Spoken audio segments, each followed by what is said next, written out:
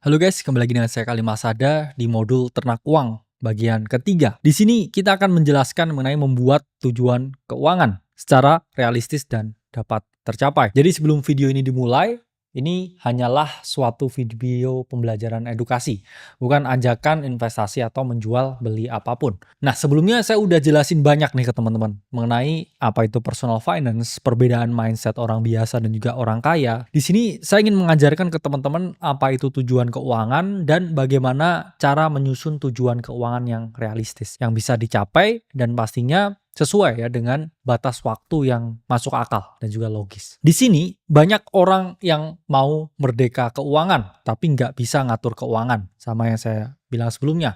Maunya financial freedom tapi nggak punya financial literasi. Itulah mengapa teman-teman kalau punya ya tujuan keuangan yang jelas, teman-teman kalian bisa memperoleh kemerdekaan finansial atau kebebasan finansial. Nah, di modul kali ini kita akan ngajari kalian bagaimana sih cara set goals, menerapkan tujuan yang masuk akal. Tapi sebelum itu kita bedah dulu. Apa sih sebenarnya tujuan keuangan? Jadi secara definitif saya bacakan, tujuan keuangan merupakan target spesifik dalam keuangan yang ingin dicapai di masa depan. Tanpa tujuan, uang cenderung habis untuk hal-hal konsumtif yang tidak jelas. Jadi saya udah jelasin nih sebelumnya. Kenapa sih perlu banget set tujuan? Ya jawabannya kalau nggak ada spesifik, oke saya mau nabung 100 juta. Kalau nggak ada tujuannya begitu, ya setiap kamu dapat 10 juta, setiap kamu dapat 20 juta, kamu habisin 30 juta.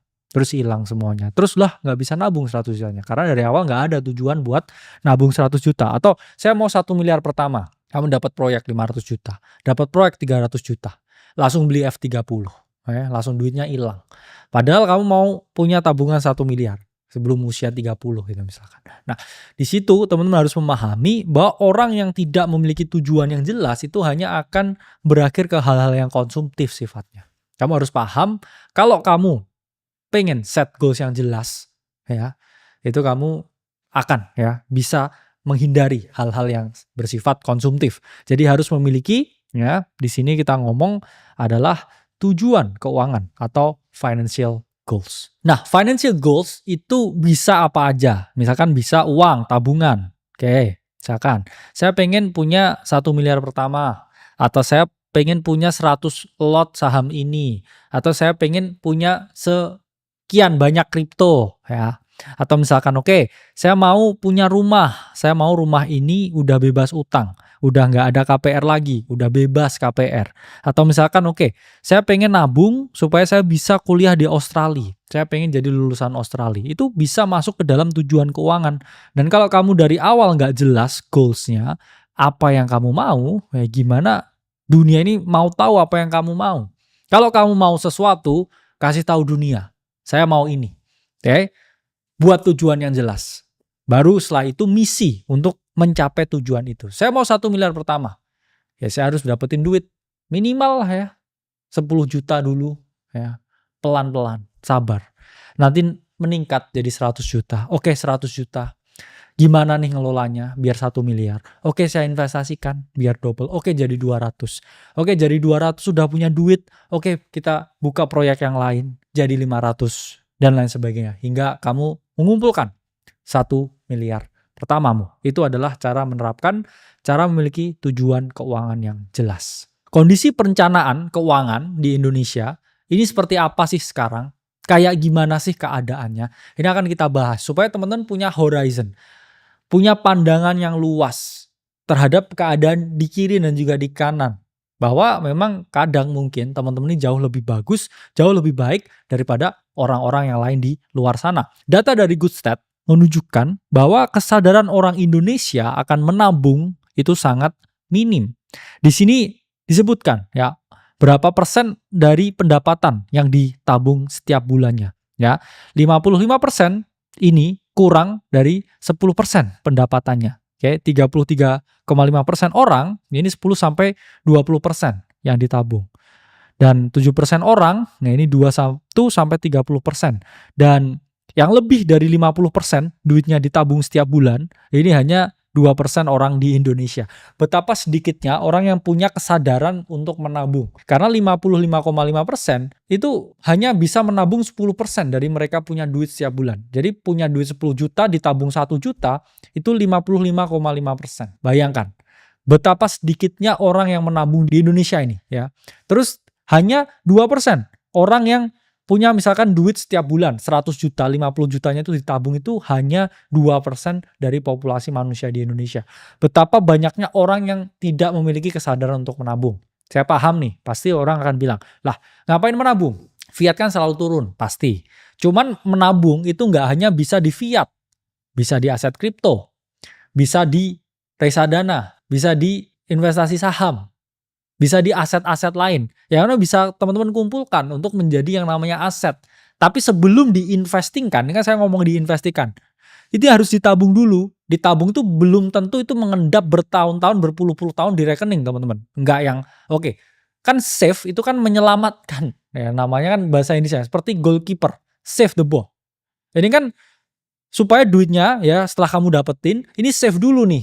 Ya, nggak dipakai party dulu, nggak dipakai ke staycation dulu, nggak dipakai ke luar negeri dulu, nggak ngado temen dulu, nggak kasih hadiah ke pacar, kan save kan. Bukan berarti saya ngajarin, oke ini setiap bulan harus ada 50% terus duit sampai 10 tahun, ya kamu miskin juga kalau gitu. Karena apa? Karena harus kamu save untuk kamu investasikan, tapi kan sebelum bisa diinvestasikan harus diselamatkan dulu. Ya itu kan thought prosesnya. Jadi juga jangan langsung investasikan. Misalkan punya duit 100 juta. Saya langsung mau invest semua, nggak saving dulu. Karena ketika kamu saving, kamu save duitnya, kamu selamatin duitnya, akhirnya kamu bisa mikir, investasi kemana nih yang bagus. Nggak impulsif dulu. Di tabungan dulu, 3-5 minggu, kamu mikir, oke, aset ini returnnya sekian. Oke, saya belum punya ini. Oke, saya mau investasikan ini. Jadi itu save dulu. Ya. Jangan langsung, oke, dapat duit, investing. Nah itu salah, karena kamu bypass dulu yang namanya saving dulu. Padahal dengan saving ini, kamu bisa berpikir, enaknya mau dikemanain duitnya, asetnya mau dialokasikan ke mana. Nah faktanya, 7 dari 10 orang Indonesia ini tidak memiliki tabungan sama sekali, teman-teman. Separah itu ya. Jadi misalkan kalian berdiri di 10 orang di jalan ya, 10 orang di jalan, misalkan ada yang jual somai, ada yang gojek, kemudian ada mbak-mbak duduk di samping, ya, kemudian ada supir, ada orang yang naik mobil, ada orang yang naik motor, ada orang yang jalan di trotoar, ya, ada yang jual minuman di samping, ada yang pos security di bawah, sama satu lagi ada tukang parkir. Hanya 3 dari mereka ini yang punya tabungan. Mungkin yang gojek, ya, mbak-mbak yang duduk, sama orang yang naik mobil. Sisanya, ini mereka itu tidak memiliki tabungan. Boro-boro dana darurat. Tabungan aja nggak ada. Jadi mereka itu memang hidup dari hari ke hari. Bayangkan ya negara kita, ya ini memang seperti itu keadaan finansialnya. Mereka ini nggak punya tabungan. Jadi kalau kamu berdiri di bawah ya, kamu ini masuk ke kategori 3-nya itu. Kalau kamu misalkan punya 100 juta di rekening bank kamu. Kamu itu masuk bagian 30% manusia di Indonesia ini yang memiliki tabungan. Karena sisanya nggak memiliki sama sekali. 2 alasan orang ini nggak bisa menabung. Pertama itu penghasilannya terlalu sedikit. Mereka dapat duit misalkan setiap bulan tuh cuma 3 juta. Biaya hidupnya itu benar-benar juga 3 juta. Bahkan kadang lebih. Gimana mereka bisa menabung? Ya nggak bisa. Karena apa? Penghasilannya itu terlalu sedikit. Mereka punya duit 3 juta. Kemudian mereka harus biayain anak 3. Semuanya sekolah. Terus juga istrinya harus masak. Ya bagaimana mereka bisa nabung? Karena penghasilannya terlalu sedikit untuk ditabung.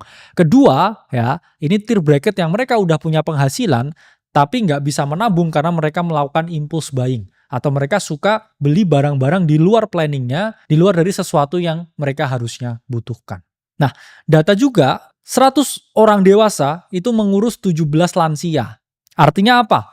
Banyak sekali yang namanya ini adalah sandwich generation. Mereka yang ada di tengah ya, orang dewasa yang mana mereka menanggung ya anak mereka dan juga menanggung orang tua mereka. Mereka ini harus ngehidupin anaknya. Anaknya harus sekolah, anaknya harus les, anaknya harus ke nutrisionis, anaknya harus ke dokter. Sementara di sisi lain orang tua mereka itu tidak bekerja. Mereka harus biayain orang tuanya, kasih orang tuanya berobat, kasih orang tuanya rumah tinggal, kasih orang tuanya uang ya, kasih mereka makanan. Jadi sandwich generation di Indonesia ya, itu sangat banyak.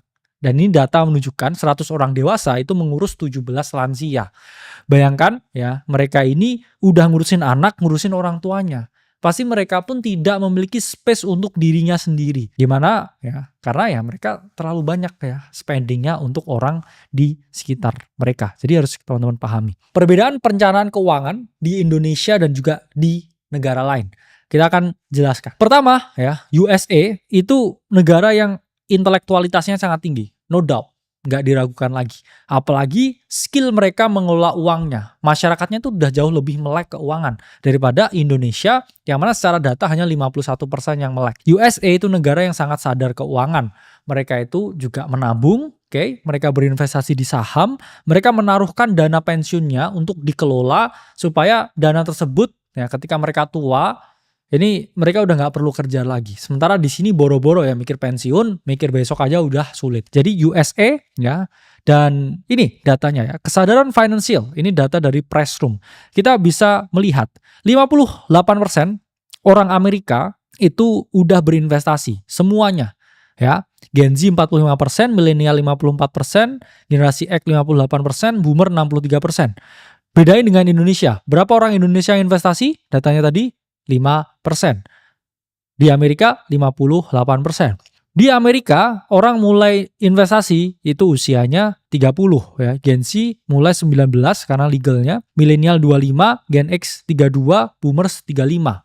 Oke. Dan mereka juga merasa ya, banyak akses untuk bangun ya wealth mereka 50%. Kemudian mereka juga lebih melek investasi, lebih banyak opsi investasi ya. Ada investasi teknologi yang lebih bagus dan juga edukasi tentang financial, yaitu lebih tinggi. Karena memang ini semua ya yang nggak kita dapatkan ya di Indonesia.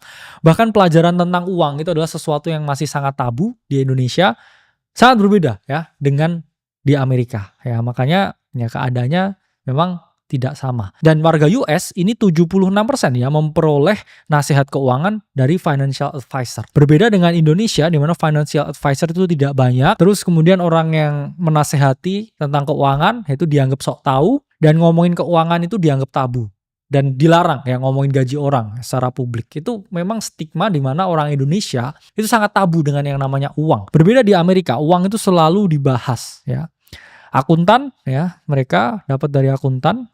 Oke, investment firm, family, friends, Reddit, TikTok, Twitter. Ya, ini sosial media. Data dari Pressroom. Dan kemudian ya, Jepang ini juga negara yang memiliki kesadaran yang menabung ya. Dari mereka ini selalu berpikir tentang hari esok. Saya tadi udah bilang ya, data dari Gallup Institute menunjukkan negara yang lebih kaya, yaitu adalah negara yang ternyata lebih sabar, ya, SDM-nya lebih tinggi dibandingkan negara yang mudah tidak sabar. Jepang tadi nomor 4, ya, negara yang sabar terhadap sesuatu, terhadap kekayaan, ini sangat berbeda ya dengan yang ada di negara-negara lain, bahkan di negara kita. Dan kemudian ada Eropa, mereka ini memiliki habit yang unik.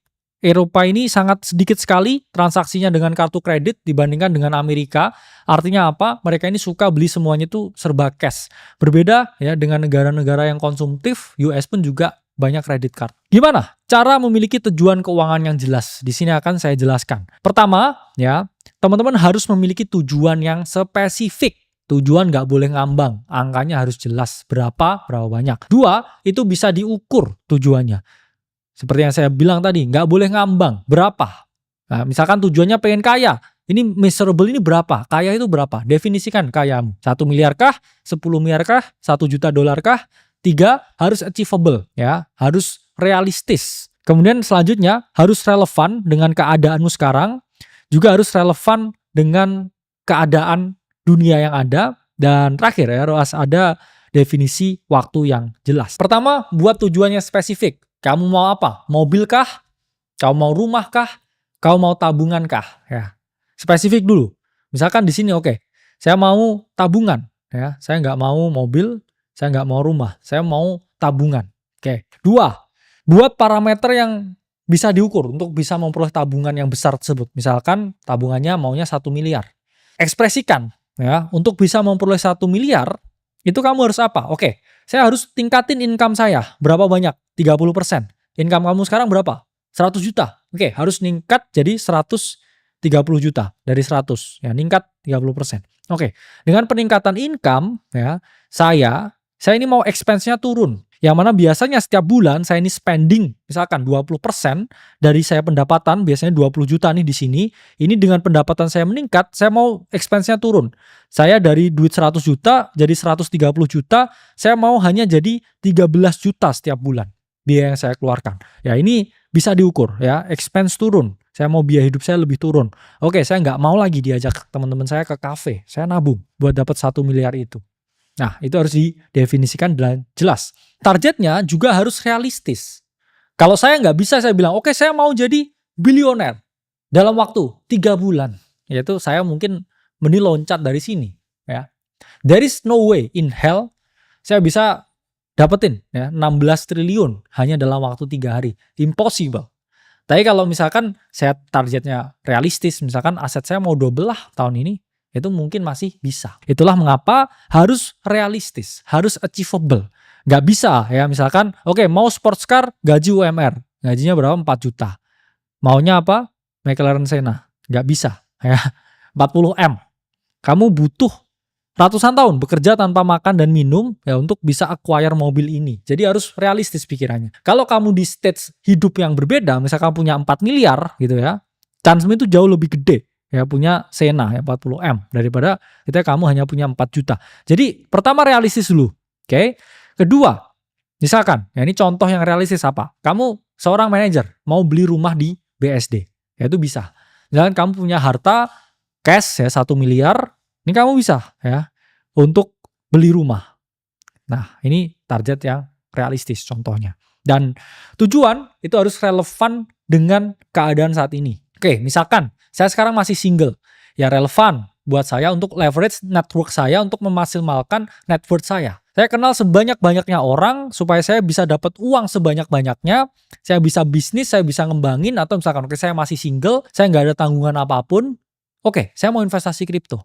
Investasi saham, investasi reksadana. Itu relevan. Tapi tidak relevan bagi kalian, misalkan, married, ya.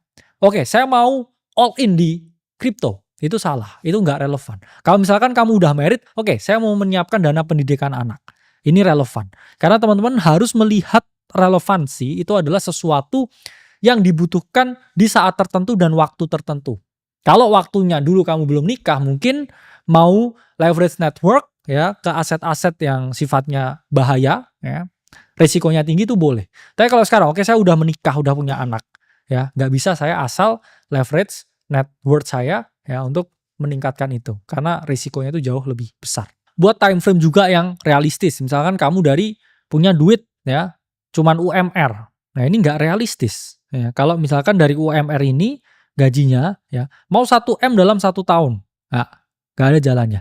Tapi kalau misalkan kamu mau 1 M dalam 5 tahun, itu pasti ada jalannya ya. Sama seperti saya dulu, oke, UMR, kemudian saya trading full time hingga akhirnya 5 tahun ya bisa tercapai lebih ya dari 1 miliar, lebih dari yang saya inginkan. Jadi harus teman-teman memiliki time frame yang jelas dan realistis supaya ya teman-teman ini tidak terjebak yang namanya jebakan ekspektasi.